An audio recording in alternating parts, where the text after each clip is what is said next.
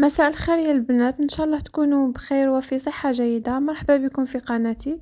اليوم جبت لكم وصفة الكرواسون، وصفة سهلة جدا بدون عجن وبدون توريق. راح تستغني على تعبر، تبعي معايا الطريقة والمقادير راح نحطها لكم في صندوق الوصف.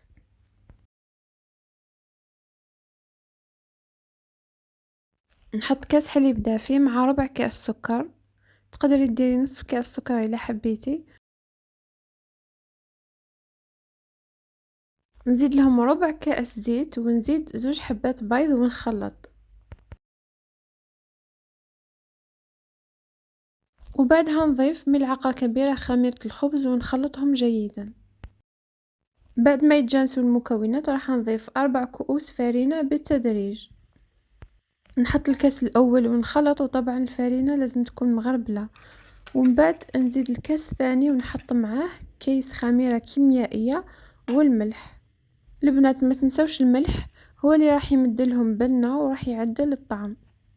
نزيد الكاس الثالث والكاس الرابع ونبقى نخبط في العجينة، وهذاك الخبيط هو اللي راح يكون بديل للعجن.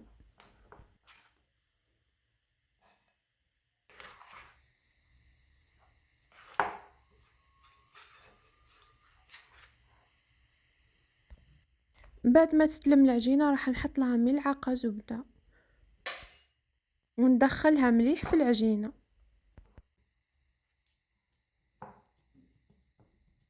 وبعد ما دخلت الزبدة راح نغطيها بكيس بلاستيكي ونخليها تخمر لمدة ساعة ونصف حتى يتضاعف حجمها. اما اذا كنتي في الصيف راح تخليها ساعة فقط.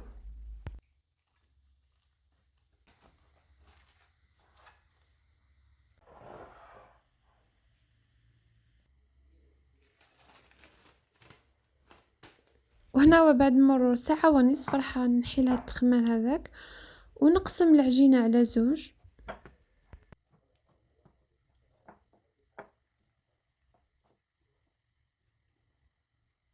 ونرش سطح العمل بالفرينة ونحل العجينة على شكل دائرة،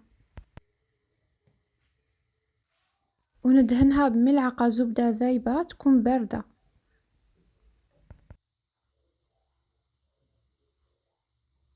هالدايرة راح نبدأ نقسمها على 2 ومن بعد نقسمها على 4 وكل 4 نقسمه على 2. انا نفضل الحبة تكون كبيرة، نتوما تقدروا تزيدوا تنقصوا يجوكم دي ميني كرواسون. نبدا ندورهم ونحطهم في البلاطو تاع الفرن، كون دهنتو بالزيت وكي نحطهم كامل ندهنهم بصفار البيض، تقدري تزيدي معه شويه قهوه ولا فاني. نخليهم يخمروا حوالي نصف ساعه ومن بعد نشعل الفرن لمده 10 دقائق وندخلهم يطيبوا. وهنا بعد ما خرجتهم من الفرن جا الشكل تاعهم يشهي ما شاء الله. انا العجينه الثانيه خبيتها في الثلاجه، قلت غدوه نطيبهم هكذا باش ناكلهم سخونين الصباح. تقدري حتى تخدميها في الليل وتنوضي الصباح تصلي الفجر وطيبي الكرواسون تاعك وتاكليه سخون. ان شاء الله يكون عجبكم الفيديو تاع اليوم والوصفه تاع اليوم، ان شاء الله تجربوها وتعجبكم. نتلاقاو في فيديو جديد ووصفه جديده، الى اللقاء.